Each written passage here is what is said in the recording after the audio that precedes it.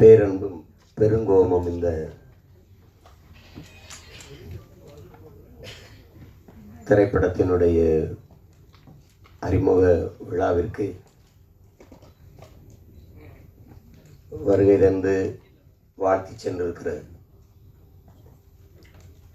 அன்பிற்கும் பாசத்திற்கும் உரிய அப்பா எஸ் ஏ சந்திரசேகர் அவர்களுக்கும்,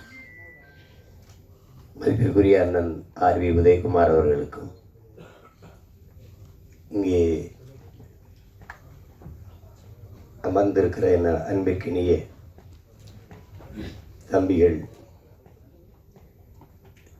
வசந்தபாலன்,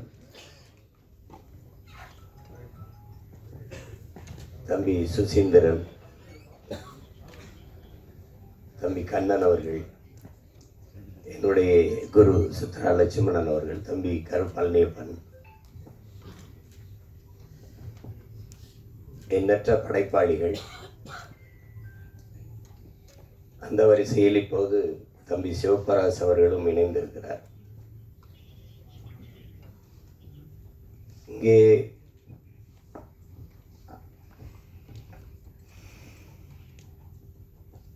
பேரன்பும் பெருங்கோபமும் ஒவ்வொருத்தரும் ஒரு விளக்கத்தை சொன்னார்கள். எல்லாரும்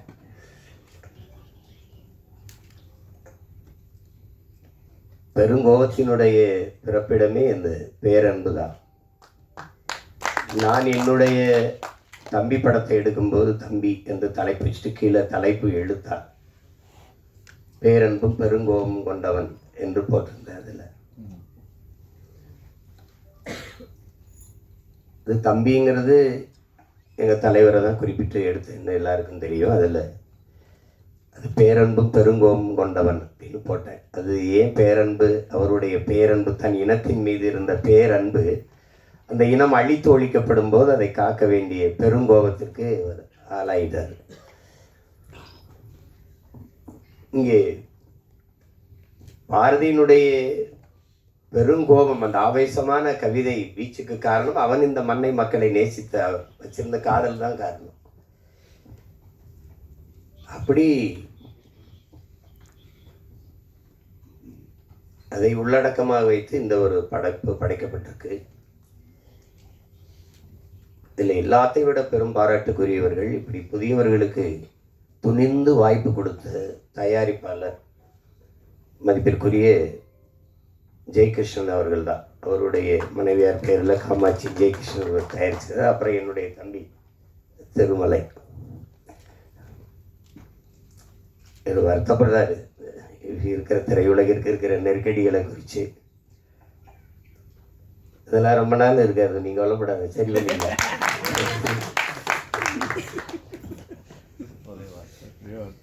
அதில் புதியவர்களுக்கு வாய்ப்பு துணிஞ்சு வாய்ப்பு கொடுக்கறதுங்கிறது அது ஒரு பெரிய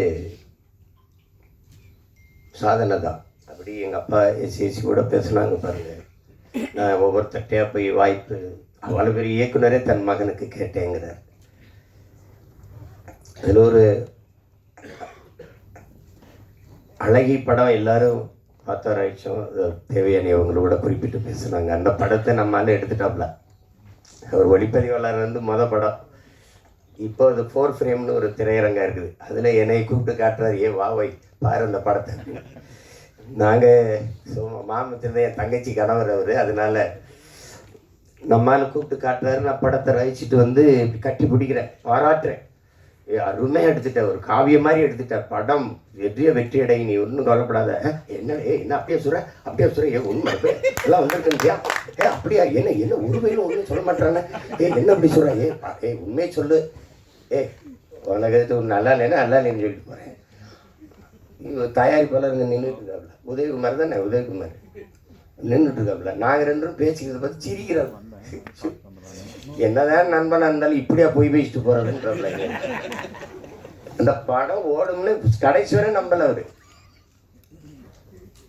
அவருக்கு நல்லா எடுத்து சொல்லுங்க, ஐயா நீங்கள் உண்மையிலே சிறந்த படத்தை தயாரிச்சிருக்கிறீங்க, அந்த படம் உண்மையிலே பெரிய வெற்றி அடையும். நம்பவே இல்லை அவர். திரைக்கு வந்து பிச்சுட்டு ஓடுது. இப்போ பெரிய விடுதி கட்டி வச்சு இருக்காப்புல. அங்கே போனால் தங்குறது நீங்கள் தான் சொன்னீங்க அந்த படம் ஓடும் அப்படின்னு சொல்கிறாப்புல. இவ செல்வார் அடிக்கடி. அது மாதிரி அவர் ஒரு தங்கரை பற்றி எல்லாருமே பேசிட்டாங்க. ஆனால் எனக்கு தெரிஞ்ச ஒரு தங்கர் குழு விவாதம்லாம் இல்லை கதையில். ஒரே ஆள் தான் எழுதுவார். ஒரு வாரத்தில் அந்த கதையை எழுதிட்டு வந்து எடுத்த படங்கள் தான் அத்தனையும். பள்ளிக்கூடத்தில் அது முதல்ல ஏவிஎம் படப்பிடிப்பு நிலையத்தில் நானும் சேரனும் தங்கரும் 3 பேர் உட்காந்து பேசுகிறோம். 3 பேர் சேர்ந்து செய்யலான்ட்டு. அதில் எங்கால இதில் கோவத்தில் சேரன் அடிக்க மாட்டேன்ட்டு. அப்புறம் தான் நரேன் வந்தார்.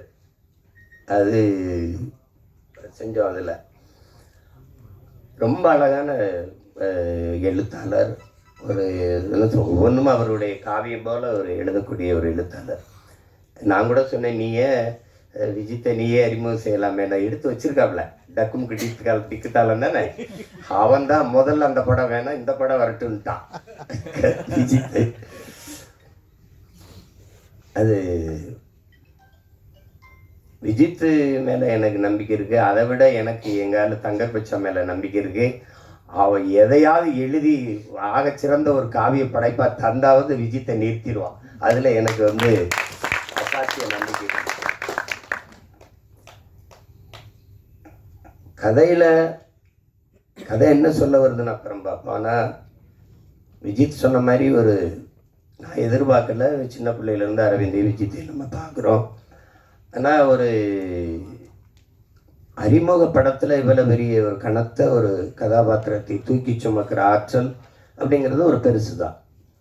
அவன் ஒவ்வொரு கட்டத்திலையும் அந்த உரையாடலை வெளிப்படுத்தி உச்சரித்து பேசி அவன் இந்த இதில் வெளிக்காட்டுறதுல நல்ல முதிர்ந்த ஒரு நடிகருக்கு இருக்கிற பல படங்களை நடித்து அனுபவம் பெற்ற ஒரு நடிகர் போல் அவன் அந்த உரையாடல் உச்சரிப்பு அதை நடை இதிலெல்லாம் அவன் சிறப்பாக செஞ்சுட்டாப்புல. நான் கூட சொன்னேன், இதை ரொம்ப நல்லா பண்ணியிருக்கான் விஜித் அப்படின்னு. அந்த இதில் அவனுக்கு அந்த திரை அறிவு அவனுக்கு நல்லா உள்வாங்கிக்கிட்டான். அதனால் அதை எளிதாக வெளிப்படுத்திட்டாங்கிறத நான் உணர்ந்தேன். ஒளிப்பதிவு ரொம்ப சொன்ன மாதிரி தம்பி சுசீந்திரன் சொன்ன மாதிரி இந்த கேரளாவுக்குள்ளே வருகிற பகுதிகளெல்லாம் ரொம்ப ரொம்ப அழகியெல்லாம் எடுத்திருக்கா. அப்படி தினேஷ் மொத்த படமே ரொம்ப நல்லா பண்ணியிருந்தார். அது தேவையற்ற எடுத்தோன்னே சொல்லிட்டான். தம்பி கருப்பல்லேப்பட்டே வேலை செஞ்சுருக்காப்புல. அதே நேரம் எங்கள் அப்பா பாரதி ராஜாவுடைய பாலுமேந்திரா அவர்களுடைய திரைப்பட பயிற்சி கல்லூரியிலையும் படித்தேன்னு சொல்லும்போது தேவையற்ற காட்சி, தேவையற்ற நகர்வு, தேவையற்ற உரையாடல் வந்து சில படைப்பாளிகள் படத்தில் இருக்காது. ஒன்று அப்பா பாலுமேந்திரா, இன்னொன்று அப்பா மகேந்திரன், இன்னொன்று எங்கள் அப்பா பாரதி ராஜா. அந்த மாதிரி படங்களில் பாலுமேந்திரா அப்பாவை பற்றி சொல்லணும். நானும் எங்கள் தலைவரும் சில முக்கிய தளபதிகளோட பேசிட்டு இருக்கும்போது திரையுலகம் குறித்த பேச்சுகள் வருது. அந்த பேச்சுகள் வரும்போது ஒவ்வொரு படைப்பாளிகளை பற்றி பேசிட்டு வரும்போது பாலுமேந்திரா அப்பாவை பற்றி பேச்சு வரும்போது எல்லாரும் தான் கதை வசனங்கள் எழுதி படம் எடுக்கிறீங்க, ஏன் அவர் மாதிரி எடுக்க முடியலன்ட்டு என்கிட்ட கேட்குறாங்க. கேட்கும்போது இங்கே உட்காந்துருந்த எங்கள் அண்ணன் பொட்டம்மான் வந்து ஊர் பாசம் நீ கண்டுக்கிறாரு அப்படிங்கிறாப்புல. 2 பேரும் ஒரே ஊருனால ஊர் பாசத்தில் சொல்கிறாரு. ஆனால் உண்மையிலேயே அப்பா பாலுமேந்திரா படங்களையும் மகேந்திரன் ஐயா படங்களையும் நீங்கள் போட்டு பார்த்தீங்கன்னா இந்த உரையாடல் தேவையில்லை, இந்த காட்சி தேவையில்லாமல் இருக்குது, இந்த இடத்துல இந்த கருவி நகர்ந்திருக்க வேண்டாம் அப்படிலாம் நீங்கள் யாருமே வந்து குறை சொல்ல முடியாது. அவ்வளவு நேர்த்தியான படைப்பாளி. அந்த படைப்பாளியினுடைய பல்கலைக்கழகத்திலிருந்து சிவபிரகாஷ் வந்திருக்காங்கிறது இந்த படத்தை பார்க்கும்போது தெரிஞ்சது. நான் கூட தங்கட்ட சொன்னேன், தேவையற்ற பதிவு, காட்சி, உரையாடல் அப்படின்னு எதுவுமே இல்லை. முதல் படம் மாதிரி இல்லை. சிவபிரகாஷ் எனக்கு இயக்குனராகிறதுக்கு முன்னாடி இருந்து தெரியும். என்னுடைய பயணங்களில் ஒரு 4-5 ஆண்டுகள் என் கூடவே பயணித்து வந்த ஒரு தம்பி. அவர் தான் இந்த படத்தை இயக்கியிருக்காங்கிறது எனக்கு தெரியாது. அப்புறம் பின்னாடி தெரிஞ்சோடனே ரொம்ப மகிழ்ச்சி எனக்கு அதில். அதே மாதிரி கதாநாயகி நடித்த அந்த சாலி அவர்கள், அவங்க படத்தில் அவங்க மலையாளியாக நடித்ததுனால நானும் மலையாளி அப்படின்னு தான் நினச்சிட்டு இருந்தேன். ஆனால் நல்லா நடிச்சிருந்தாங்க. படத்தில் ஒரு கருவி இருந்து நம்மளை பதிவு பண்ணிக்கிட்டு இருக்கு, நம்ம நடிக்கிறத பதிவு பண்ணிக்கிட்டு இருக்குங்கிறது என்ன இல்லைனாவே அவன் சிறந்த கலைஞனா ஆயிடுவான். அது தெரியுது. அது நம்ம என் தம்பி அருள்தாஸ் சொல்ல வேண்டியதில் ஒரு சிறந்த ஒளிப்பதிவாளர். அவன் செய்ய வந்த வேலை வேற, செஞ்சுக்கிட்டு இருக்க வேலை வேற. இதில் 2 பேரும் மைண்ட் கோயுமே வந்து என் தம்பி அருள்தாஸும் உண்மையான வாழ்க்கையில் ரொம்ப அநியாயத்துக்கு நல்லவங்க, திரையில் வந்து அநியாயத்துக்கு கெட்டவனாகவே நடிக்க வேண்டியது இருக்குது. அது ஒன்றும் பண்ண முடியாது. எனக்கு 2 தெரியும் எனக்கு ரொம்ப. அது மைம் கோபியை பார்த்தா புஷ்பாலெல்லாம் பயங்கர கொடூரமான ஆளாக நடிச்சிருக்காப்புல. அப்புறம் பார்த்தா கன்னடா படத்தில் நடிக்கிறோம். எந்த படம், எந்த தொலைக்காட்சி திருப்பினா நம்மால் இருக்காரு. நமக்கு ஒரு பெருமை. ஒளிப்பதிவு கருவி இல்லாமல் கூட போவாங்க, நம்மால் இல்லாமல் இன்னைக்கு போக முடியாது படப்பதிவு அப்படி. அந்த மாதிரி ஒரு பெருமை தான் நமக்கு. அது என் தம்பி அருள்தாஸ் கெட்டவனாலாம் நடிக்கும் போது கொஞ்சம் மனசு கஷ்டமாக தான் இருக்கும். இவன் ஏன்னா இதெல்லாம் நடிக்கிறாங்க. அதனால் கலைன்னு வந்துட்டு என்ன இருக்குது, நடிக்கணும், அதில் ஒன்றும் இல்லை. சிறந்த நடிப்பை வெளிப்படுத்தியிருந்தாங்க. எனக்கு ரொம்ப பிடிச்சிருந்தது படத்தில். அதில் போய் தம்பி வினோத் காவல்துறை அதிகாரியாக நடிச்சிருந்தார். நம்மால் அவன் நல்லா நடிச்சிருந்தான். நல்லா அவனுக்கு ஒரு பெரிய கதாபாத்திரத்தை கொடுத்துருக்காரு சிவபிரகாஷ். ரொம்ப நல்லா வெளிப்படுத்தியிருந்தார். அவர்கிட்ட தான் கதை நகருது. ரொம்ப நல்லா இருந்தது. வாழ்த்துக்கள், வணக்கம், வாழ்த்துக்கள். இதில் நிகழ்ச்சியை நேர்த்தியாக தொகுத்து வழங்கிக்கிட்டு இருக்க என்னுடைய தம்பி முபாஸ் அவர்களுக்கு என்னுடைய வாழ்த்துக்கள். ரொம்ப அதில் குறிப்பிட்டு சொல்ல வேண்டியது ஒளிப்பதிவு, அதுக்கப்புறம் அந்த உரையாடல். அது முருகேஷ் பாபு அவர்கள் ரொம்ப அருமையாக செஞ்சிருந்தார். இந்த உரையாடல் யாருன்னு நான் கேட்டேன்.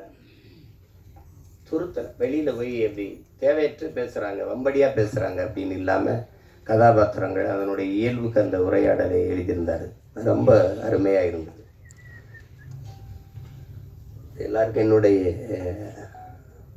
அன்பும் வாழ்த்துக்களும். இங்கே ஆகச்சிறந்த மேதை எங்கள் கலை இயக்குனர் முத்துராஜு, அப்புறம் என்னுடைய தம்பி கவிஞர், சிறந்த கவிஞன். அவ எழுதிய பாடல்கள், அதில் அவர் சொன்ன ஒரு ஐயா விஜயகாந்தை பற்றி சொல்லும்போது சரிதான், தமிழன் இவன் தான் தமிழன். அந்த பாட்டு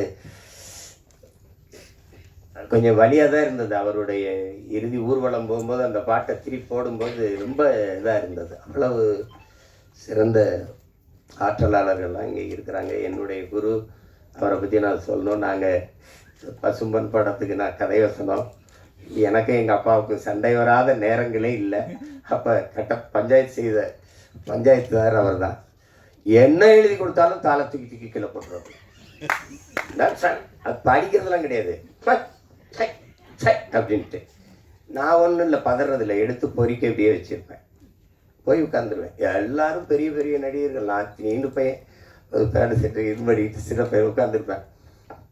திடீர்னு இந்த இடத்துல சித்ரா, இங்கே சிவா ஒரு இது பண்ணும், ராதிகா இங்கேருந்து வரணும், இங்கே ஒரு இது வேணும், எங்கே அந்த பையன், நான் எங்கேயாவது உட்காந்துருப்பேன். சரி சிஷியா இங்கே வா அப்படின்னா, இன்னும் என்ன உங்கள் அப்பா வசனம் கேட்குறாரு, இங்கே வாங்க, என்னப்பா வேணும், இங்கே 2 பேரும் பேசணும், இந்த இருப்பா. அப்போ அது இதாப்பா நீங்கள் கீழே சத்து முன்னாடி தூக்கிப்பட்டீங்கப்பா. ஐயோ, ஒரு தடவைலாம் தூக்கி போட்டார். நான் கடைசியாக வெறும் இந்த இதுதான் இருந்தது, அதை தூக்கி கீழே போட்டு நடந்து சென்னைக்கு கிளம்பிட்டேன். பொள்ளாச்சியிலிருந்து நடந்தே போகிறேன்ட்டு திருப்பி, ஏய் வாடா உங்கள் அப்பா பற்றி யாரா புது சட்டைக்கு இருந்தா என்ன, நீ வா வா வா வா அப்படி கூட்டி போய் பல தடவை. அதுலேருந்து என்னுடைய குரு, இல்லைன்னா பாதி படத்துலேயே போயிருப்பேன் ஊருக்கு. அது அவர் சொன்ன மாதிரி, தம்பி சொன்ன மாதிரி திரை உலகத்தினுடைய என்ன சொல்ற களஞ்சியம்தான். ஏன் நடிகர் திலகம் ஒரு நடிப்பில் கலைக்களஞ்சியம்னா, இந்த ஆண்டு இந்த படம் இப்படி வந்தது, இந்த திரையரங்கில் வெளியிட்டாங்க, இது இத்தனை நாள் ஓடிச்சு, இதனால் இது ஓடிச்சு, இந்த பண்டிகையில் வெளியாச்சு, எல்லாமே அவருக்கு தெரியும். அவர் நினைவுக்குள்ளே இருக்குது. அவ்வளோ இங்கே இருக்கிற மூத்த இதழியலாளர்கள் எங்கள் ஐயா கொண்டு இருக்காங்க. விழாவின் சிறப்பே நீங்கள் இவ்வளோ நேரம் இருக்கிற என் உறவுகள் எல்லாம் இவ்வளோ நேரம் அமைதியாக உட்கார்ந்து இருக்கிறீங்கன்னா அதுவே இந்த விழாவுக்கு பெருமை. அது இதை காட்சிப்படுத்தி மக்கள்கிட்ட கொண்டு போய் சேர்க்க இத்தனை ஊடகவியலாளர்களும் 10 மணி ஆகியும் இருக்கிறீங்க அப்படிங்கிறதா பெரிய இது. அது எனக்கு பார்த்தீங்கன்னா ஒரு நேரம் ஒரு ஊரில் இருக்கணும், ஒரு நேரம் ஒரு ஊரில் இருக்கணும். நேற்று எங்கேயோ இருந்து வந்தோடனே வா படம் பார்க்கன்னு கூப்பிட்டாவில் அங்கே போனேன். இன்றைக்கி நீதிமன்றத்தில் நிற்கணும், நின்றுட்டு 5 மணிக்கு வந்து இறங்கினேன். வா இங்கே பாட்டு வெளியிடணும்னு கூப்பிட்டாவில். வேற ஆளாக இருந்தால் போய் வேலை இருக்குன்னு சொல்லலாம், அவர்னா போன்றிருப்பேன். விஜித்துக்காக வர வேண்டியது இவரெல்லாம் யார் பார்ப்பா? என் தங்கச்சிக்கு பிள்ளை விஜித்து அரவிந்துக்காக பார்க்க வேண்டியிருக்கு. ரெண்டாவது எங்கள் தங்கர் சொன்ன மாதிரி நம்ம எல்லாருமே வெறுக்கிற இதுகள் இருக்குது, செயல்கள் இருக்குது. ஒன்று ஊழல், லஞ்சம் யாருக்கும் பிடிக்கலை, இந்த நாட்டில் யாருக்கும் பிடிக்கல. ஆனால் ஒரு கேள்வி எழுது, யாருக்குமே ஊழல் லஞ்சம் பிடிக்கலையே, அப்போ யார் கொடுக்குறா யார் வாங்குறா? சரிதானே? லட்சுமி ராமகிருஷ்ணன் இருக்காங்க, அவங்க தான் நியாயமான தீர்ப்பு.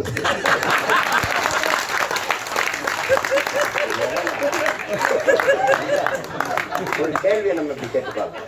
உங்களுக்கு ஊழல் பிடிக்குமா? லஞ்சம் யாருக்காவது பிடிக்குமா? தங்கச்சி உங்களுக்கு பிடிக்க யாருக்கும் பிடிக்காது. அப்போ யார் தாண்டா கொடுக்குறா, எவன் தாண்டா வாங்குறான் தெரியல. எங்க இந்த ஊழல் லஞ்சம் பிறக்குது அப்படின்னா, தனக்கு கிடைக்காதது எவனுக்கும் கிடைக்கக்கூடாது, எவனுக்கும் கிடைக்காதது எனக்கு கிடைச்சிடணும். இந்த எண்ணத்துலதான் ஊழல் லஞ்சமே பிறகு. கோயில் கருவறையா முதல்ல கும்பிட்டு போயிடணும், அதுக்கு 1000 ரூபாய் சிறப்பு தரிசனம் கட்டிடு, என்ன லஞ்சம். பிரசவரையா அங்க போனா மனைவி சேர்த்தனா மருத்துவர்னு கூட சொல்றது இல்லையே, நம்ம தான் டாக்டர். எவ்வளவு செலவானாலும் பரவாயில்ல காப்பாத்திருங்க, அந்த வார்த்தையே லஞ்சமாயிருது. எவ்வளவு செலவானாலும் பரவாயில்லையா, அப்ப காசுக்காரன் போடுறான்னு திட்டிடலாம். கோயில் கருவறையில் இருந்து தாயின் கருவறை வரைக்கும் ஊழல் லஞ்சம் இருக்கு. ஒரு மருத்துவ கல்லூரியில படிக்க போனா 10 இடம் தான் இருக்கு, ஆனா 100 பேர் காத்திருக்காங்கன்னா அவனுக்கு கிடைக்காத இடம் எனக்கு கிடைக்கணும்னா ஒரு இடம் 1 கோடின்னா கட்ட தயாரா இருக்கான். அங்க யாருக்கும் கிடைக்காதது எனக்கு கிடைக்கணுங்கிற அந்த எண்ணத்துல பிறந்துருது இந்த ஊழல் லஞ்சம். அதனால ஒழிக்க முடியல. அதே மாதிரிதான் இந்த சமூகத்தின் மிக கொடிய நோய். இன்னைக்கு நேரத்துல கதாநாயகி விட பாடினாங்க, நம் பாட்டன் பாரதி பாடினது. பாரதி ஒண்ணு, இந்த சமூக கட்டமைப்பின்படி அவன் தாழ்ந்தவனோ தாழ்த்தப்பட்டவனோ அப்படி கிடையாது. அவன் உலகத்துல அவனை மாதிரி ஒரு மகன் இந்த மண்ணில் பிறந்திருக்கான்னா நீங்க எவனுமே முடியாது.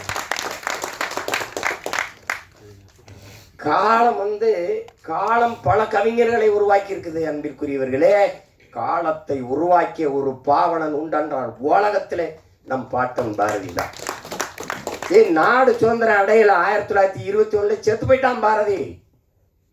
47 விடுதலை அடைகிற. ஆனால் ஆடுவோமே பல்லு பாடுவோமே ஆனந்த சுதந்திரம் அடைந்து விட்டோம் என்று அவன் அடைஞ்சிட்டான் சுதந்திரத்தை. நீ மாநிலம் பிரிப்பாய் நினைச்சானா? மொழி வழியே மாநிலங்கள் பிரிப்பீங்கன்னு நினைச்சானா? அவன் வந்தே மாதரம் என்போம், எங்கள் மாநில தாயை வணங்குறோம் என்போங்கிறாங்க. நீ பிரிக்கல, அதை பத்தி அவங்க கவலைப்படல. தமிழ்நாடுன்னு பேர் வைப்பாங்க, அதுக்கு ஒருத்தர் 76 நாள் பட்டினி கிடந்து சாவான், அதெல்லாம் அவனுக்கு தெரியாது. தமிழ் திருநாடு தன்னை பெற்ற எங்கள் தாய் என்று கும்பிடடி பாப்பா, அமிழ்தில் இனியதடி பாப்பா, நம்ம ஆன்றோர்கள் தேசமடி பாப்பான்னு. யாரு? தமிழ்நாடுன்னு ஒரு பேரே வைப்பாங்களானே தெரியாது. கம்பன் பிறந்த தமிழ்நாடு, உயர் கல்வி சிறந்த தமிழ்நாடு, புகழ் கம்பன் பிறந்த தமிழ்நாடுங்கிறான். வள்ளுவன் தன்னை உலகினுக்கே தந்து வான்புகழ் கொண்ட தமிழ்நாடு, நெஞ்சை அல்லும் சிலப்பதிகாரம் எனும் மணி ஆரம் படைத்த தமிழ்நாடு தமிழ்நாடு தமிழ்நாடு பாடி தள்ளிட்டான். எப்ப தமிழ்நாடுன்னு பேர் வைப்பாங்களான்னு தெரியாது. அவ்வளவு பெரிய அறிஞர். அக்ரகாரத்துல கழுத வரக்கூடாது, கழுதையை கையில் தூக்கிட்டு நடந்துட்டாப்ல. இந்த பாரதி படத்துல பாத்தீங்கன்னா தெரியுமே.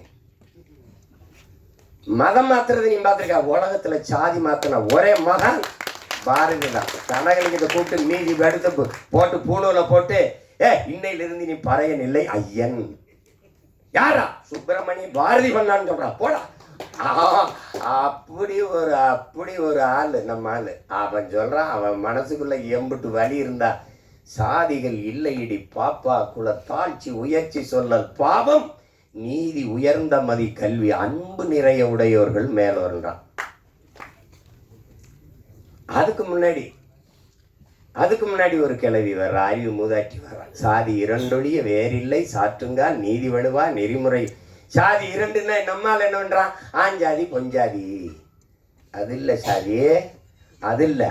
ஆண்பால் பெண்பால், அது பாலியல் வேறுபாடு. அதுல அது சாதி இல்லை. ஆண் ஜாதி பெண் ஜாதின்னு கிடையாது, பாலியல் வேற்றுமை. அது அவ சொல்ற சாதி இட்டார் பெரியோர் இடாதார் இழிகுலத்தோன்ட்டான். கொடுக்கிறவன் உயர்ந்த சாதி, தனக்கு என்று பதுக்கி ஒதுக்குற கஞ்ச பிசுனா இருக்கான அவன் அந்த இழி மகன் கீழ் சாதின்ட்டான். எல்லாரும் பாடி போறான். பாரதிக்கு பின்னாடி எங்களுக்கு ஒரு தாத்தா வரான், புரட்சி பாவலர். அவன் இருட்டறையில் உள்ளதடா உலகம்ங்கிறான். இருட்டறையில் உள்ளதடா உலகம், சாதி இருக்கின்றது என்பாலும் இருக்கின்றானேங்கிறான். தமிழுக்கு அமுதென்று பேர், அந்த தமிழ் இன்பத்தமிழ் எங்கள் உயிருக்கு நேர்னு வாழ்ந்த அவன், தமிழ் என் உயிருக்கு நேர்னு வாழ்ந்த அவன், தமிழ் வளர்த்தல் ஒன்று சாதி ஒழித்தல் மற்றொன்று பாடல. சாதி ஒழித்தல் ஒன்று, நல்ல தமிழ் வளர்த்தல் மற்றொன்று. முதல்ல சாதியை ஒழிடாங்கிறான். சாதிய ஒளி. எல்லாரும் சமநிலை சமூகம் படைக்கதான் போராடுறான். ஆங்க சித்தரு புத்தரு ஞானி யோகி மகான் எல்லா காலங்களையும் சாதிக்கு எதிரான குரல், சாதிக்கு எதிரான கருத்து, சாதிக்கு எதிரான கட்டுரை, சாதிக்கு எதிரான பாட்டு, சிந்தனை, போராட்டம். ஆனாலும் இந்த சாதி சாக மாட்டேங்குது. அதே தான் சொன்னான், எல்லாரையும் சாகடிக்கிற சாதியே உனக்கு ஒரு சாவு வராதா? அதானே எல்லாரும் பாடுனா. இந்த தலைமுறையில எங்க விஜித்து சிவபிரகாச அவன் பங்குக்கு ஒரு நெற்பள்ளி போடுறான் இந்த சாதியை கொளுத்துறது. சாதிங்கிறது ஒரு கொடிய சமூக நோயா இருக்கு, கொரோனாவை விட பெரிய கொடிய நோய். சாதி என்ன செய்யுது?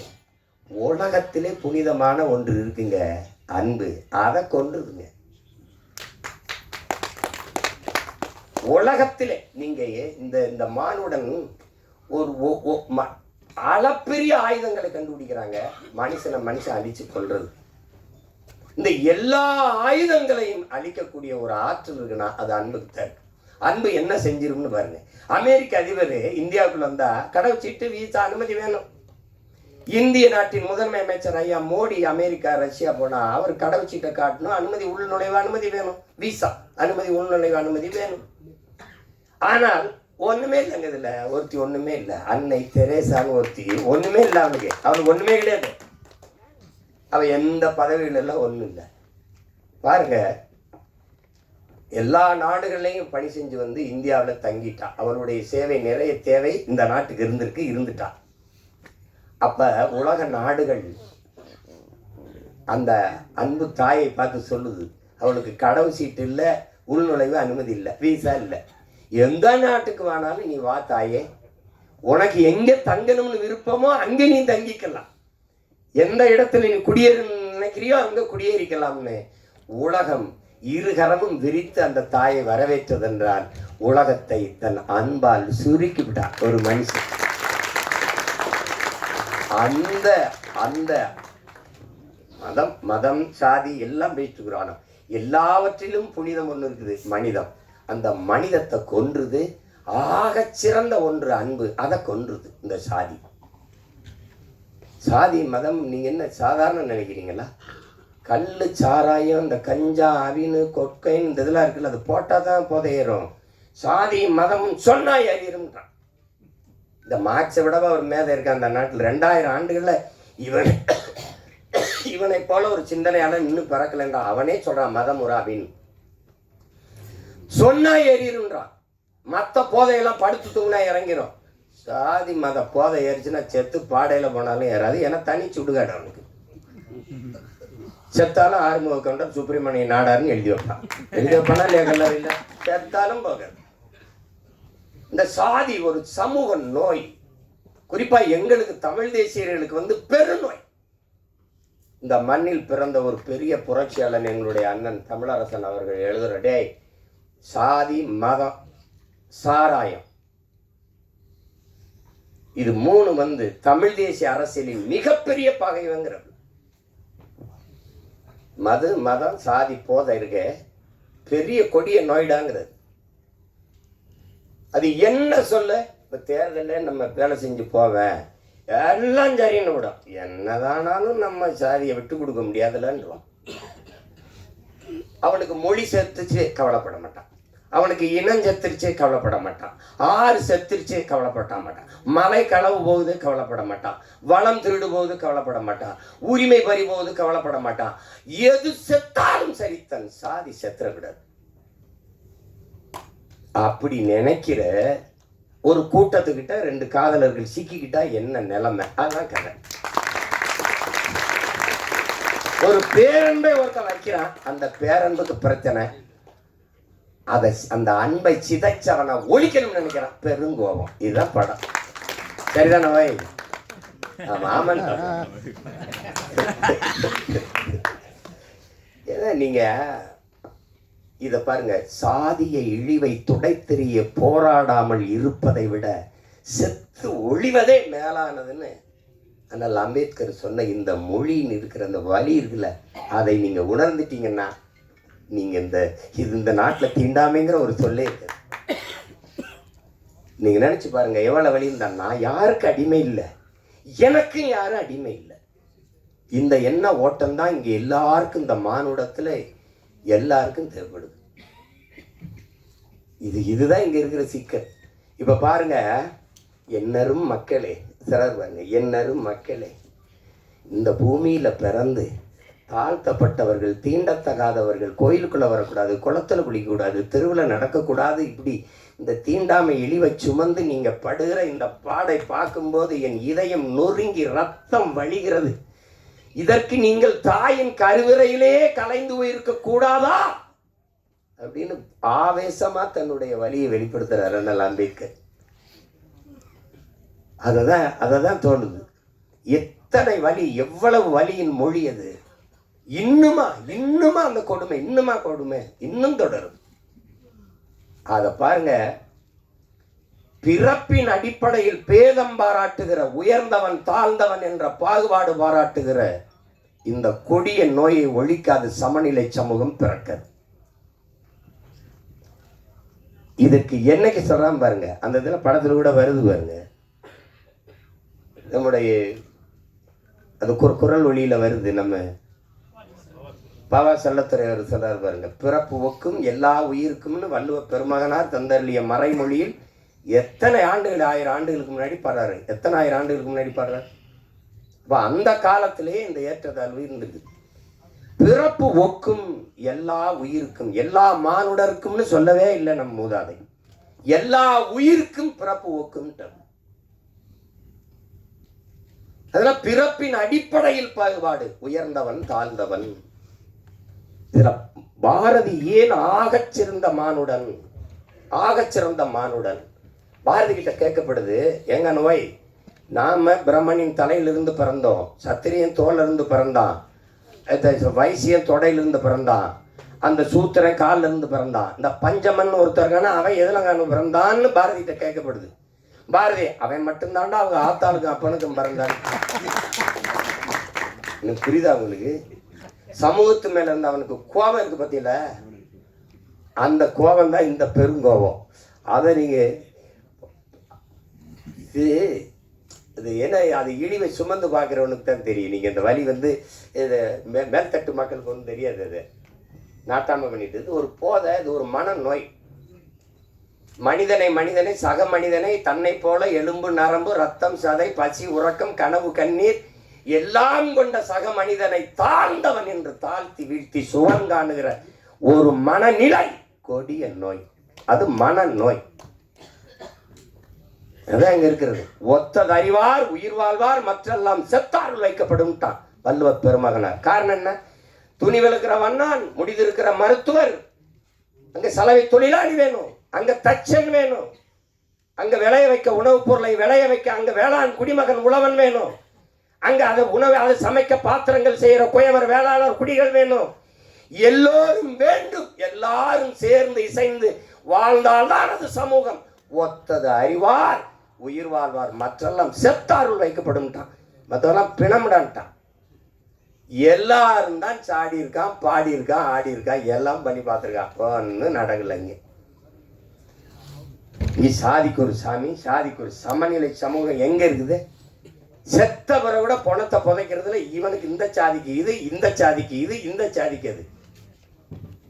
இதுல எந்த சாதிக்கும் பாகுபாடு இல்லாத ஒரு தேசத்தை படைக்கும் உலகத்தில் இந்த நிலத்துல முடியல. எங்கள் உயிர் தலைவன் அவன் கனவு கண்ட தேசத்துல, தமிழீழ நாட்டில் நீ எவனாவே இரு, என் கோட்டுக்குள்ள என் நாட்டுக்குள்ள வந்தா நீ தமிழனா இருன்னு ஒரு மக்களை உருவாக்கி இறந்து போன எல்லாரையும் ஒரே இடத்தில் மாவீரர்கள் துயிலும் இல்லம் என்று, நீ பெரிய தளபதினாலும் படு, நீ சாதாரண வீரனாலும் படு, நீ எவனாவே இரு, உயர்ந்தவன் தாழ்ந்தவன் பாகுபாடு இல்லாது எல்லோரும் ஒரே. இங்க உயர்ந்த சாதிக்காரன் சுடுகாட்டு வழியை கூட தாழ்ந்த சாதிக்காரன் பிணத்தை எடுத்து போக முடியாது. ஆனால் இங்க மகான்கள் தோன்றிருக்காங்க, காந்தி தோன்றிருக்கிறார், அண்ணல் அம்பேத்கர், பெரிய புத்தன் பூலே எல்லாரும் தோண்டிட்டான். எடுபடல, ஒன்றும் சரியில்லை. இன்னொரு தலைமுறை சாதி மதத்தை காலில் போட்ட செருப்பா போட்டு தேய்ச்சி நடந்தாலே ஒழிய இது சாகாது. இந்த கருமத்தை ஒழிக்காம சமநிலை சமூகம் படைப்பது என்பது சாத்தியமில்லை. வெற்று வார்த்தை. சாதியை இழிவு தீண்டாமை கொடுமைகளை வைத்துக்கிட்டு சாதியை ஏற்றதார்களை வைத்துக் கொண்டு சமூக முன்னேற்றம் சமூக மேம்பாடு என்று பேசுவது என்பது சாக்கடை குழியின் மேலே போடுகிற சந்தனம் பந்தலுக்கு சமம், மலக்குழியின் மேலே போடுகிற மல்லிகை பந்தலுக்கு சமம்னு அண்ணல் அம்பேத்கர் சொல்றாருன்னா காரணமா அவர் அனுபவிச்ச வழி. அவரை போல ஒரு கல்வியாளன் இந்த உலக வரலாற்றில் உண்டா சொல்லுங்க? ஒரு மனிதன் 10,000 புத்தகங்கள் தன் வாழ்நாளில் படிச்சிருக்கணும், அது குறைந்த தகுதி. ஆனால் 64,000 புத்தகங்களை படித்த ஒரு மகன் உண்டென்றால் அது அண்ணல் அம்பேத்கர் தான். ஆகச்சிறந்த கல்வியாளன். படுக்கிற இடம் கூட படிக்கிற இடத்துக்கு பக்கத்தில் இருக்கணும்ட்டு நூலகம் எங்க இருக்கோ அங்கதான் அறை எடுத்து தங்கியிருக்கிறது. அப்பேற்பட்ட அறிஞன் சொல்லிட்டான், இந்த சாதிய இழிவை தொட தெரிய போராடாமல் இருப்பதை விட செத்து ஒழிவதே மேலானதுறான்ட்ட. அப்ப அது அந்த வலியை இந்த ஒரு 2 மணி நேரமா 2 மணி நேரமா 2 மணி நேரம் அந்த படத்துல எவ்வளவு அழகா சொல்ல முடியுமோ அதாவது அது அதிகப்படியா மிகைப்படுத்தாம இல்லை, ஆங்கிலத்தில் ஓவர் டிராமான்னு சொல்லுவாங்க. அது சொல்லணும், புரியும்படியா சொல்லணும்ல சில இது. அவர் சொல்லிக்கிட்டே தம்பி ஆனால் வர முறைலாம் ரொம்ப தேங்க்ஸ் சொல்ல, ரொம்ப நன்றி சொல்ல மாட்டாங்க. சரிட்டு தான் அது நமக்கு பழகிடுச்சு. சும்மா பேரளவில் நம்ம ஒரு மொழியை பேசிட்டு ஏதோ ஒன்று தெரியுறோம், அது பழகிடுச்சு. அதில் மிக ஆழமான ஒரு பதிவு, அந்த கருத்தை அது ஒரு கவித்துவமாக தாங்கி நிற்குது. ரொம்ப மிகைப்படுத்தாமல் தன் இயல்பு ஓட்டத்திற்கு இந்த கருத்துக்களை படம் சொல்லுது, வலியுறுத்துது. நல்ல ஒரு பதிவு. இனிவரும் தலைமுறையாவது இந்த சிந்தனையிலிருந்து விடுபட்டு எல்லாவற்றையும் தாண்டி ஒரு புனிதம் இருக்கு, அதான் மனிதம். அதை நோக்கி இந்த மானுடம் பயணிக்கணும். அதில் தான் இந்த உலகம் சரி வரும். இதுதான் ரொம்ப கஷ்டம். இன்னைக்கு நமக்கு ஒரு பிரச்சனை இருக்குது.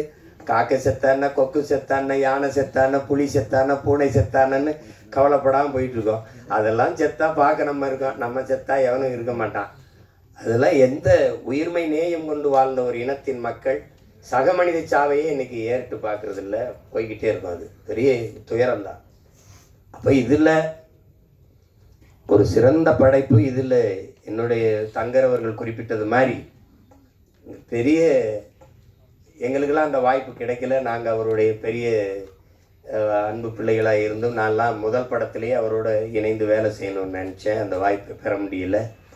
தங்கர் கூட அழகிலாம் வேலை செஞ்சுட்டார். ஏன்னா முதல் படத்திலே தம்பி சிவபிரகாஷுக்கு அந்த வாய்ப்பு கிடைச்சிருக்குது பெருசு. எங்கள் அப்பா இளையராஜா அவர்களோட பணியாற்றுறது.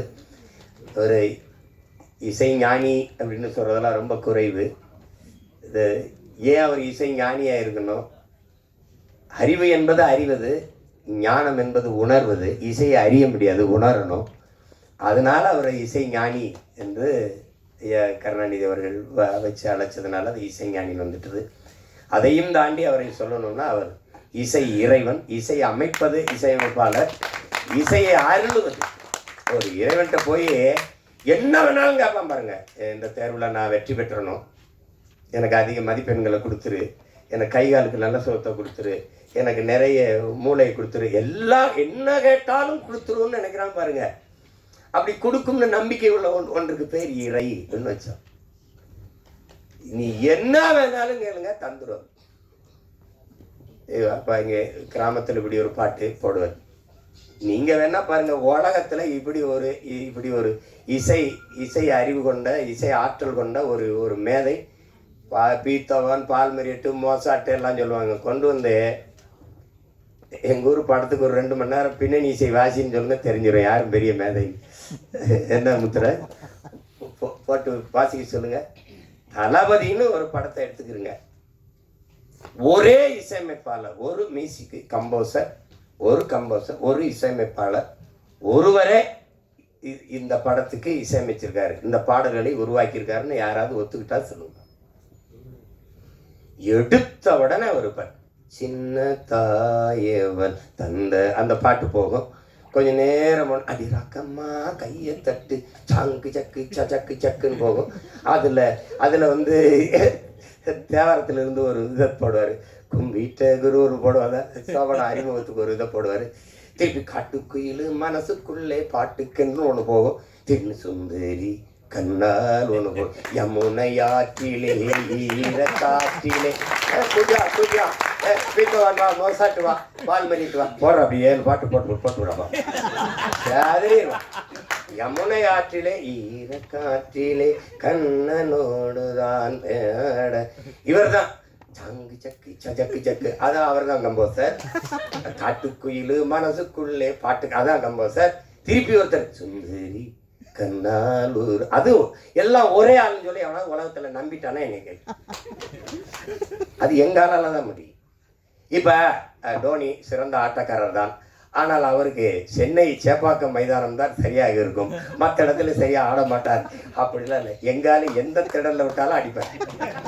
நீ இது ஹோம் பிச்சுமா, இது ஹோம் கிரவுண்டுலாம். எங்கள் அப்பாவுக்கு எல்லா கிரவுண்டும் ஹோம் கிரவுண்டு தான். நீ நகைச்சுவையாக படம் எடு, நீ ஏதாவது எடு, எல்லாத்துக்கும் இசை.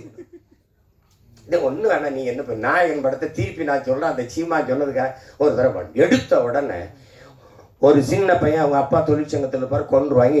இங்கேருந்து கருவிக்கிலிருந்து, அது ஃப்ரம் தி கேமராங்கிறது, இங்கேருந்து ஓடுவான் ஒரு சின்ன பையன். ஓடும்போது தூத்துக்குடியிலேருந்து ஓடும்போது அப்படி தென்பாண்டி சீமையிலே தேரோடு வீதியிலே மான் போல வந்தவனே யார் அடிச்சார். அந்த பாட்டுக்கு தாளம் இல்லை, வெறும் புல்லாங்குழல். தாரதாரி அப்படியே போய் பொழுது அடைஞ்சிடும். பொழுது விடியும் மும்பையில் படுத்து கிடப்பான். எங்கள் அப்பாட்ட சொன்ன நீ எதையுமே மறக்க மாட்டேங்கிறாயிடா. இல்லைப்பா, மறக்கிறதுக்கா பார்க்கறது. இது ஒரு இசையே இல்லை. அண்ணன் கமலஹாசன் வந்து இந்த பிள்ளைகள்லாம் அப்படி ஒரு கொசு வலைக்கு கீழே படுத்துக்கும் போது அப்படி தென்பாண்டி சீமையில தேரோடு வீதியில, அது அண்ணன் குரல்ல வரும். அந்த கமல் அண்ணன் பாடும்போது அதுக்கு தாளம் போட்டுப்பாப்புல, நல்ல தாளம் தபேலாலாம் வாட்சி போவாப்புல. இது அப்பப்போ வரும்போதெல்லாம் தபேலா போயிட்டே இருக்கும். கடைசி எங்கள் அண்ணன் செத்துருவாப்புல, சுட்டுருவான். அந்தவன் செத்து இப்படி விழுந்த உடனே அந்த கோட்டை சரிஞ்சிருச்சு, அந்த பேரரசு இடிஞ்சிருச்சு, அழிஞ்சிருச்சு. பட் தென்பாண்டி சீமையிலே முரசு அதிர்வு. உலகத்தில் இப்படி ஒரு விஷயம் பாரு. அவர் ஒரு திரைக்கதை, என்ன ஒரு திரைக்கதை எழுதுறான், வசனம் எழுதுறான். அவர் தனியா உட்காந்து ஒன்று எழுதிட்டு இருப்பாப்புல.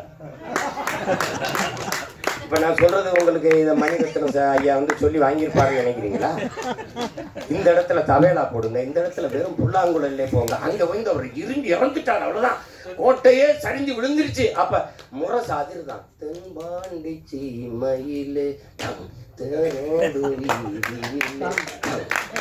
இங்க போய் பாருங்க. அவர் சொல்றதுக்கு என்ன இருக்கு, எத்தனாயிரம் பாட்டு ஒவ்வொன்றும் அப்படிதான். இதுதான் எங்க இளையராஜா. அதனாலதான் இசை இறைவன், இசை அருள்வார். இன்னைக்கெல்லாம் ஒரு என்ன நடக்குது, அது பாட்டுக்கு மெட்டமைச்சுக்கிட்டு இருக்கோம். அது ஆங்கிலத்தில் கம்போசிங். 4 மாதம் 3 மாதம் 6 மாதம் அது வந்து வரும்போது வரும். எங்கள் தங்கருக்கு விஜித்துன்னு பேர் வந்த மாதிரி வரணும், வரணும் இல்லையா? அது வரணும். ஆனால் எங்கால தெரியுங்களா, இங்கே இருங்க, காலையில் ஒரு பாடல், மாலையில் ஒரு பாடல் பதிவு பண்ணி அனுப்பிடுவோம். இப்போ சின்ன தம்பி பாடல்லாம் எவ்வளோ புகழ் பெற்ற வெற்றி பாட்டு, எவ்வளோ நேரத்தில் இசையமைச்சு மெட்ட அமைச்சிருப்பாரு நினைக்கிறேன்? 1/2 மணி நேரம் தான், 1/2 மணி நேரம் தான். அடுத்தாலாம் சொல்கிறதுக்கு இல்லை, நான் தான் இருந்திருக்கேன். நான் எங்கள் அப்பா மணிவண்ணனுடைய இணை இயக்குனர், அவர்கிட்ட பெட்டி வச்சுக்கிட்டு நின்றுட்டு இருந்தேன் நான். அவர் நின்றுக்கிட்டே இருந்தேன், அவர் கண்டுக்கலை. தம்பி அந்த அந்த இடத்துல இந்த பாட்டு ஒன்று பாடி கட்டி நில்லடா, அது எப்படி வரும்னு சொல்கிறா, அது சொல்கிறேன் ஐயாட்டா அப்படின்னு. அது இன்னும் இவனை பாட சொல்கிறாரு, நான் பெட்டியோட நிற்கிறேன், நாங்கள் 2 பேரும் தான் போயிருக்கேன். அவரே சொல்கிறேன், என்னது யார், என்னோட அவங்க அப்பா சொல்கிறார் அசோசியேட் டைரக்டர், நான் ப்ரொடக்ஷன் மேனேஜர் நினைக்கிறேன். அப்படியா, சரி பெட்டி உட்கார் பாடி கேட்டு நான் ஒரு பாட்டு பாடுறேன். கண்ணில் ஏதோ மின்னல் அடிச்சு, அது எப்படி அந்த இடத்துக்கு சரியாகும்? நான் ஒன்று போடுறேன், நான் போடுறேன். இந்த மாதிரி நீங்கள்லாம் நம்புங்க.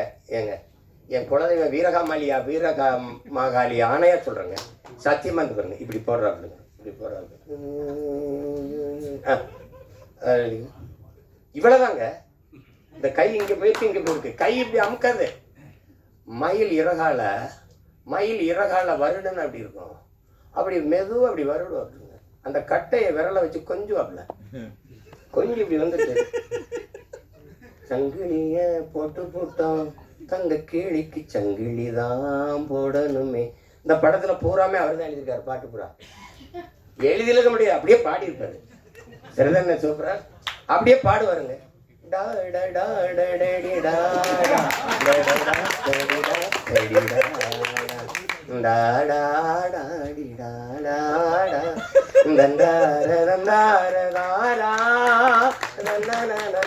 அந்த தன்னதான் இளையராஜா.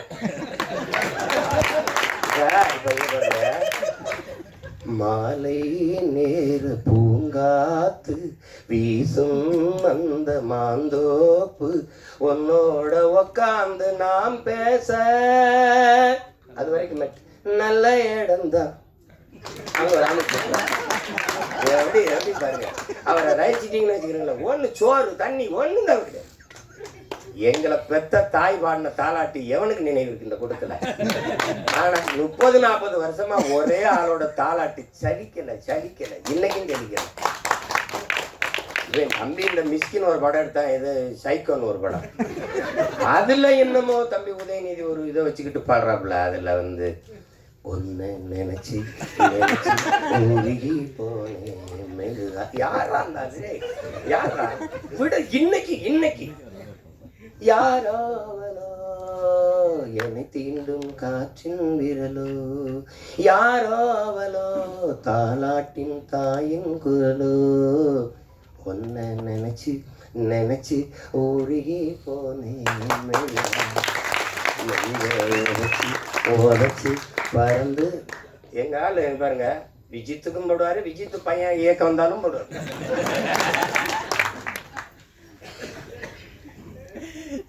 அது வந்து வரும். எப்பவாவது அரிதான அவதாரங்கள். எப்படி இலக்கிய உலகில் பாரதி வந்தாலும் அது மாதிரி இசை உலகில் எங்கள் அப்பா இளையராஜா, அது ஒரு வரம். அதனால இசை இறைவனின் ஆசி பெற்ற ஒரு படம் இது. அதனால இது மாபெரும் வெற்றி அடையணும். நான் வந்து உளமாற வாழ்த்த வந்திருக்கேன். நான் வந்து இது ஏன்னா எங்கள் விஜித்தோட படங்கிறதுனால தங்குற படம் எடுத்து கூப்பிட்டா போயா வேலை இருக்கு எனக்கு போயிருக்கேன். அது அவருக்கு தெரியும். சிரமம்தான். இப்போ போய் 3 நாள் ஆச்சு இப்படி சுற்றிட்டு திரிஞ்சு, காலையில் இன்னும் ஓடணும். அது ஆனாலும் இந்த விழாவும் இந்த நிகழ்வும் எனக்கு ரொம்ப முக்கியமானது. அது நான் வந்து அரவிந்த் தான், எங்க அரவிந்த் அவன் தான் இந்த வேலையை செய்ய ஆரம்பான்னு நினச்சேன் நான். ஆனாலும் விஜித் வந்திருக்கேன். எனக்கு நான் இவ்வளவு விஜித்திட்ட எதிர்பார்க்கல. ஒரு முதிர்ந்த நடிகை எங்கள் அண்ணன் சந்திரசேகர் இருக்காங்க. அவங்க வந்து அந்த பாலைவனச்சோலையில் நடித்த போது அவ்வளவு இதாக இருக்கும். அந்த உரையாடலை வெளிப்படுத்துகிற ஆற்றல், அந்த இதெல்லாம் உடல் மொழியெல்லாம் ரொம்ப மென்மையாக அதை மாதிரி நடிச்சிருக்கான். அது முதல் படம்னு சொல்ல முடியாத அளவுக்கு நடிச்சிருக்கான் விஜித்து. பாராட்டுகள். அதில் ரொம்ப பெருமைக்குரிய ஒரு நிகழ்வு. இதில் நீங்கள் விஜித்தை பாராட்டுவது தங்கரை பாராட்டுவதும் தான், என்னை பாராட்டுவதும் தான், இங்கே இருக்கிற ஒவ்வொருத்தரையும் பாராட்டுவதும் தான். இருந்தாலும் அது அவனுக்கு ஒரு தொடக்கம். தேவயானி அவர்கள் சொன்னது போல் உன்னுடைய தனித்திறமையில் தான் நீ வெல்லணும். அது முக்கியம். யாருக்குமே வந்து அந்த புகழுங்கிறது ஒரு முகவரி அட்டை போல் பயன்படும். ஆனால் நீங்கள் செய்கிற வேலையினுடைய ஆற்றலை பொறுத்து தான் நீங்கள் நிலைத்திருக்க போறீங்களா இல்லையாங்கிறத நிரூபிக்கப்படுது. அண்ணன் சிவகுமாருடைய பிள்ளைகள் தம்பி சூர்யாவும் கார்த்திக் வந்தாங்கன்னா, சிவகுமாரண்ணன் மகன்கள்ங்கிறது ஒரு அறிமுகத்துக்கு சரியாக இருந்தது. தன் ஆற்றல்களால் நிரூபித்தாங்க. அது மாதிரி தான் எங்கள் அப்பா என்னதான் எஸ்ஏசி அவர்கள் அவனை அறிமுகப்படுத்தலான்னு தம்பி விஜயை தன்னுடைய தனித்த ஆற்றலால் இன்னைக்கு இவ்வளோ பெரிய புகழ்பெற்ற ஒரு இடத்துக்கு வந்திருக்காருன்னா உழைப்பு. எப்படி பார்த்தாலும் உடன் பிறந்தார்களே, வெற்றிக்கு ஒரே ஒரு வாய்ப்பு தான் இருக்கு, கடுமையான உழைப்பு. அதை தவிர எல்லா வேதனைக்கும் ஒரே ஒரு மருந்து தான் சாதனை. சாதனையை எப்படி தொட முடியும்? வெற்றியின் மூலமா. வெற்றியை எப்படி அடைய முடியும்? கடுமையான உழைப்பின் மூலமா. அதனால உழைப்பு உழைப்பு உழைப்பு, அதை தவிர ஒன்றும் கிடையாது. அந்த பேரன்பும் பெருங்கோவத்துக்கு உங்க எல்லாருக்கும் எளிய உதாரணம் சேகுவேரா. அவங்களுக்கு தெரியும், கியூபா விடுதலை புரட்சியாளர். பசியோடு இருந்தார்கள் மக்கள், உணவளித்தேன், மனிதாபிமானி என்றார்கள். அது அவனுடைய பேரன்பு. ஏன் இவர்களுக்கு உணவு கிடைக்கவில்லை என்றேன், என்னை கம்யூனிஸ்ட் என்றார்கள் தான். அது மாதிரி அந்த உணவு ஏன் கிடைக்கவில்லை என்ற கேள்வி எழுப்பின கோபம்தான். அது உணவு அளித்தது பெரும் பேரன்பு. அவர்களுக்கு ஏன் உணவு கிடைக்கவில்லை என்று கேள்வி எழுப்பியது பெருங்கோபம். அதுதான் இந்த சமூகத்தை பார்த்து இந்த படம் பல கேள்விகளை எழுப்புது. எத்தனை காலத்துக்குடா இந்த சாதி சனியனை வச்சு எங்களை சாகடிப்பீங்கன்னு அன்பு கொண்ட நெஞ்சங்கள் கெஞ்சுது. அதான் படம். தயவு செய்து படத்தை பார்த்து ஆதரவு கொடுங்க. ஊடகவியலாளர்கள்லாம், ஐயா ரஜினிகாந்த் படம் வந்தால் எப்படி எழுதுவீங்களோ, தம்பி விஜய் படம் வந்தால் எப்படி எழுதுவீங்களோ, அதுபோல் இது படம் புதியவர்களை வரவேற்கணும். அது இல்லைன்னா புதிதான ஒன்று எதுவும் வராது. இப்போ என்னையெல்லாம் தேர்தலில் போட்டியிடுறேன்னு யாரும் சொல்கிறது இல்லை. கருத்து கணிப்பில் கூட இந்த கட்சின்னு ஒன்று இருக்குது, சீமான்னு ஒருத்தர் இருக்கான், அவனும் போட்டி போட போகிறான்னே சொல்கிறது இல்லை. அங்கே இருக்குது ஒரு பெரிய தீண்டாமை. அதை ஒழிக்க நான் போராடிங்க. சமூகத்தில் இருக்க தீண்டாமை ஒழிக்க தம்பி எல்லாம் சேர்ந்து போராடுறாங்க. எல்லாருக்கும் என்னுடைய அன்பும் வாழ்த்துக்களும்.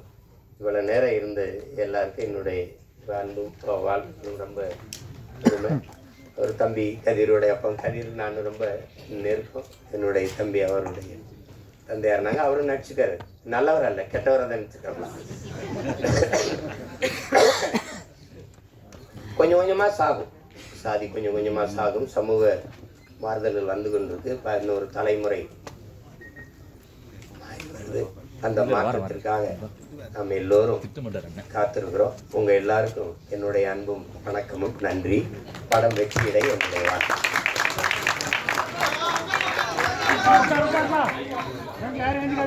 ஒரு பெருமழைக்கு பின்னர் தூரல்கள் என்ன பண்ணிடும், நம்ம கடைசி ஒரு 2 நிமிஷம் அமைதியா உட்காருங்க. ஒரு போட்டோ ஆப்போசிட் வீடியோ ஓகேவா? ஓகே.